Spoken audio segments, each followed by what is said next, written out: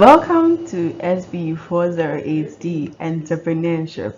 My name is Felicia Frida Aiden Aqua, and I'll be taking you through this unit 4, Managing Resources. Specifically, we're going to look at session 4, Human Resource.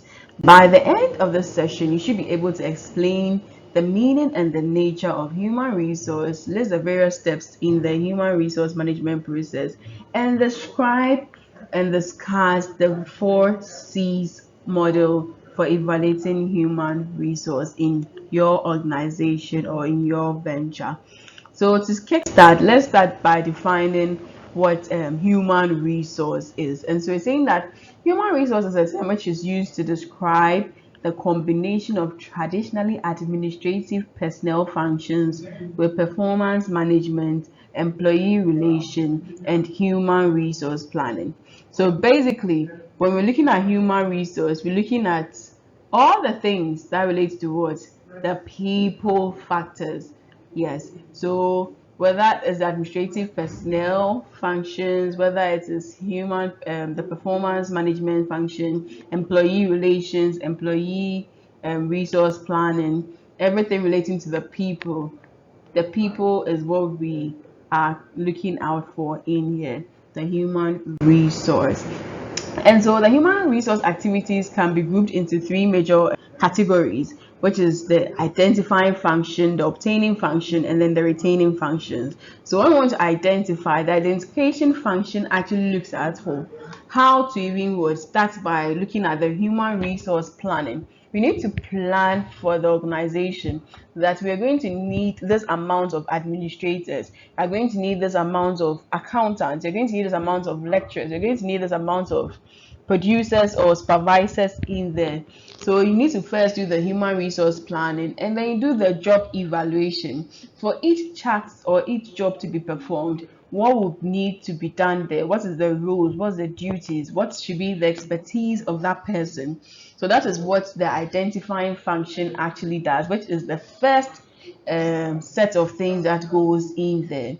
Then once we're done with the identification function, we come to the obtaining function, where we are looking at how to get the right people to come and do the job for us. And so at this point, we're looking out for pre-employment testing, you're looking for recruiting and hiring. How do we get the right people into what? Our organization or our firm? And once these people have come in, we then have to look out for the what? The retaining function. How do we keep them in our organization so they don't go elsewhere and have a lot of what? Employee turnover. They come in, they leave, they come in, they leave. You realize that some organizations have high turnover. People come, they don't even stay for over a year and they are out. All of that is cost in there, because you spend money recruiting, you spend money even planning, you spend money when they come in or renting them, socializing them. All of this is cost. You don't want to end up misusing your resources in the organization.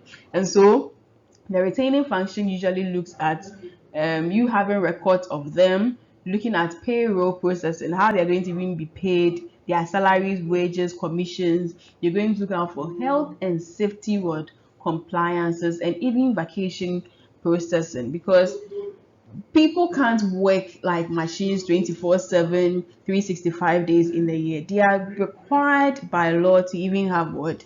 Monthly, sorry, they're supposed to be required by law to have their leave. Yes, at least a month or some 48 days or some days. It depends on the industry and the company you are in. Obviously, also at liberty when you are sick to get some sick leaves to also what? Recover. And so all of these you'd have to actually cater for it when you are doing the human resource function. And so the first step, like we made mention, was the human resource planning. When we are planning for the resource, we're looking out for the future needs of the organization, which people will be needing. Then we can able to what? Put in place the plans. How do we even get them? Where are we going to get them from?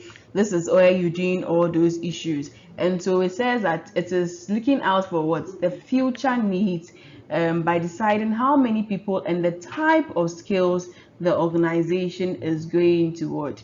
Need. Once you've done that, you need to look out for the balance by looking at the number of employees needed as against what we currently have.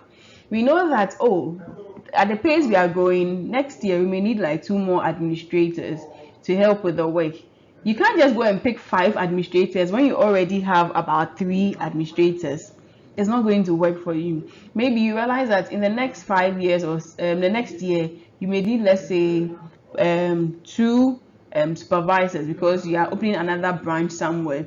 Meanwhile, you already have one supervisor at the branch. You don't need to go and employ two more. You just need one more. And so you need to compare what you have as against what you need to know, and not go and do any excess um, recruiting or, yes, planning in there. And so you need to plan for recruiting and laying off employees. Yes, the same way we plan to acquire them, you should plan on how to what, lay off employees. When do you lay off your employees? When do you lay off, and how do you even lay them off? When you are laying them off, are you going to compensate them? Are you going to give them a month notice, 3 months notice? Are you going to pay them months ahead? These are things you have to plan for. If you don't plan for it and you just get up any day to just fire people, it's going to have a lot of consequences on you because it will take you by the labor laws in the organization and in the country as well. And so it is very key for you to also plan for how to what, recruit and lay off employees. How should someone come in and how should someone go out of your organization? And you also need to plan for the development of these employees. As they come in, their skills, their talents and things would have to be still what, updated so that they are relevant to you. And so you go in with a lot of what, training and development, and you need to plan for all of these are all costs. These are all time. These are all efforts you need to put in there, and you need to what, plan for it before you go into it.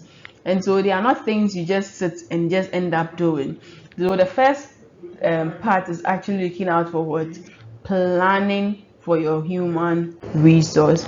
Now, once you've been able to do the plan, we then need to go to the attaining fraction where we're going to start the recruitment. Recruitment is all about getting the right pool of people for the job, and then you help you would select from it. So sometimes you can do recruitment using traditional means or the current means. You could do it online, you could do it print using your newspapers, you can even do it in the journals, advertisements, whether it's on radio, whether it's on TV. Employment agencies can do it for you. Word of mouth, even visits to university campuses can also help you recruit fresh talent from the universities.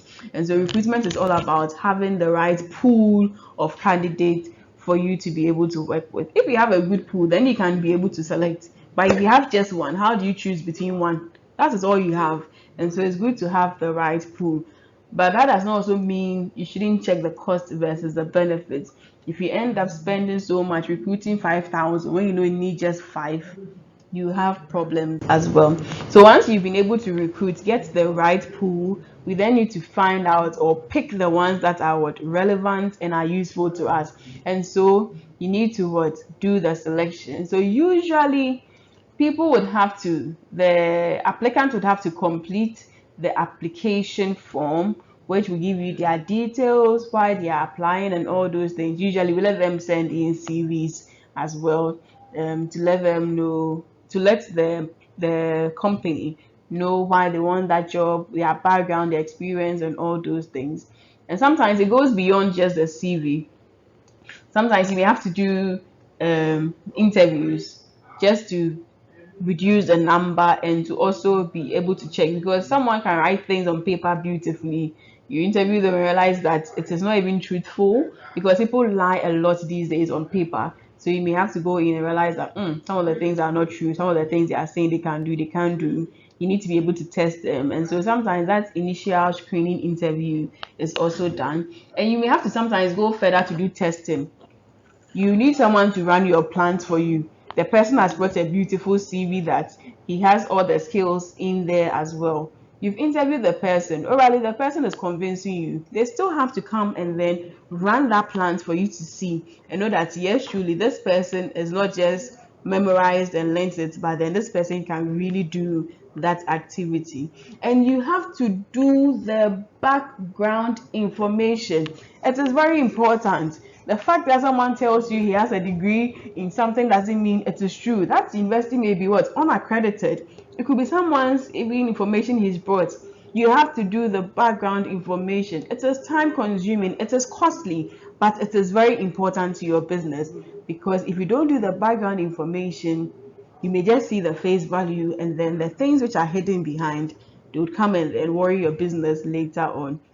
And then you have the in-depth selection interviews where you go further to find out more details, more particulars, just to be very sure in there. And these days, organizations want to also reduce their liability, and so they encourage physical examination, because if you're coming into the organization and we have free health for our employees, and then the awards, and you're coming in with chronic diseases and illnesses, you are just coming to what?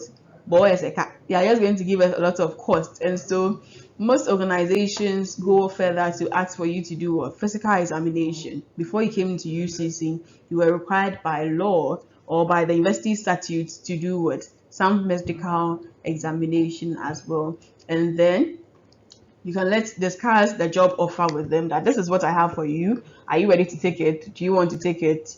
They should be able to have that mutual acceptance in there for you to go on. Once you're done with the recruiting and selection, you need to socialize these people so that they feel part of the organization. And so it's saying that socialization helps you to it helps the selected individuals fit smoothly into the organization. It's just like you going to adopt a child. When you adopt, you'd have to, when they come into the home, it is not their home. They are not used to the place. You would have to make them feel at home, let them know each person, each item, how the place is, and let them help them familiarize with the setting or with the environment. The same thing with these people. There are somewhere you said you need their skills, their talents, you need them to help you achieve your business of organizational goals, and so you need to help them socialize. And we're saying that generally socialization, you can use these three types of information. You can have general information about the work routine. So you know that every day you're supposed to come to work by 8 o'clock. At 8 o'clock, you have to clock in, and then you're supposed to have office meeting Mondays at this time, 20 minutes. Afterwards, you go to your desk. You're supposed to do this. There's break time at 12:30, and it ends by 1. By 1, you're supposed to be back to your desk. You're supposed to work. You close at 5, then you can go home. So you need to have the work routine also for them. That can help easy socialization. You can also do a review of the company's history, purpose, operations, and product or service, as well as how employees' job contributes to the organizational needs. Once they know what is being done and how it's helping the organization, they can also tune in as well. You can also have a very detailed presentation of the organization's policy, work rules, and employee benefits as well to them, just for them to have that fair play, to know all the things at stake in there as well. The next thing is training and development. Yes, they came in with the skills and all those competencies and things, but as they are working, you want to increase their ability. You want to increase their ability to contribute to the organization's effectiveness, because we have very little input, but I want to make the most of it. And so sometimes you'd have to train them. Some of them, with time, the environment is not static. Things are changing in there. They need to be up to abreast with current technologies, current happenings, current information, current ways of doing things. And so you need to be able to do the constant training and development to have a very sharp human resource to do the work for you. And so sometimes you may have to do this by checking your performance appraisals. That would help you know those who are top performing, those who are not, where they are falling short, and all those things. So performance appraisal is actually not bad, and we don't have to only do it when people are going for promotion. It's something which is supposed to be encouraged, such that even year by year you should be able to know how they are faring, what they are doing well at, what they are not doing well at, for you to be able to augment it. You also need to do the analysis of the job and also the organizational analysis as well, to see where the organization is going, where they are doing well, where they're not doing well. And sometimes a little survey from your employees is also important. You can do a little questionnaire or a little interview or something, just to find out how they are liking their job, what are they facing, what challenges, what would they want to be done differently, and all these things. Those little surveys can help you know where they fall short and where you can augment with training and development.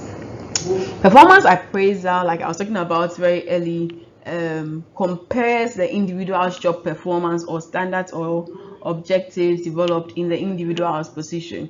And so this is what you're supposed to do. Are you doing this? We want to check and see whether they are the same or they are at par or not. And there are a number of pitfalls that managers must avoid. One, shifting standard. If you're saying that this is the standard A, let it be A. Don't let it be A this week, next week it is B, next week it is C. You confuse yourself and confuse your employees, and so as they are working, they don't even know how they are being graded or how they are going to be appraised. It is not the best. Biases, when you have favorites and you have those you are more nice to and all those things, they can also affect the performance in the. As much as possible, you have to be very neutral and reduce your biases. And different rata passions, so this applies to this doesn't apply to this, it doesn't work. And halo effect, there is a common tendency known as a halo effect to rate subordinates high or low on all performance measures based on their characteristics. So because you don't really like someone so much, or the way someone behaves, someone is too outspoken in the organization, you just end up giving them some sort of like rating in there, all true. All of these is not the best. And as a manager, you'd have to really check in there. The next step is to look out for promotions, transfers, demotion, and separation. Every company has their policies. In some companies, they'll tell you every 5 years you are subject to promotion. If we check your performance appraisal and it's good, some would also say promotion is only based on education. And so if you've not gotten any higher education, you stay at where you are. Some also do promotions virtually every 3 years or every 10 years. And transfer, some organizations have a lot of branches and they have their policy on how to move one person from here to the other. Demotions, what happens if you are not performing or if you go contrary, how do we punish you? Sometimes we may reduce your what you were. If you're a supervisor, now you are just a lay person in there. How do we go about all this? You need to talk about the separation. Sometimes in some organizations, they may even have policies that we don't support internal dating, marriage, and all those things, because sometimes it affects the business. If you and the husband are working at the same place and there's a fight at home, if you don't take care, you come and take it to the business, and sometimes it causes a lot of issues. And so in our banking sectors and things, they are very plain on the no dating or that sort of thing in there. So if you have intentions of marrying in there, one partner has to move to the another place or someone has to resign. And so all these separation issues, you'd have to look out for it in your human resource management function. And the 4 C's of the of evaluating human resource is: one, competency. So if you say you can do the job, you should be able to do it and do it well. That is why when you are coming in, they check to make sure that you have the needed skills, you have the needed health and background and everything you need to be able to do that work. Commitment to the task. It's unfortunate that people come into the business with so much enthusiasm. I will do the thing, they will kill themselves in the first month, and after a time, they just relax. Commitment matters, especially when you want to evaluate human resources. Are they still being committed, or are they just now doing things like a daisical because now they are more familiar and now they are more comfortable in them? These are very key. Congruence. You can see how congruent they are when it comes to even grievances, when it comes to conflict, it comes to strikes. If there are lots of strikes and things, that means that congruence is not at display. So when there's a lot of friction, lots of conflict, a lot of grievances, a lot of strikes, these are all saying negative things in there. And cost effectiveness, you should be really critical when it comes to cost effectiveness. Sometimes you may end up overpaying people, or you're underpaying people. So we are doing the work. Someone is putting in more effort, but because it is just per hours, you won't see. Meanwhile, someone comes to work the whole day, he's not done anything for the productivity of the business, but someone is putting in more effort. When it comes to wages and salaries, how much should we even pay you? Is it because you have a degree? Should we pay you 2,000? Should we pay you 3,000? How much should we pay you? So all these things are things you'd have to look out for because they affect the business, its operation, and how it runs successfully. So to sum up this session, we've looked at the nature of human resources and human resource management, especially when it comes to the steps in the human resource process and the 4 C's of evaluating human resources in the organization. Thank you.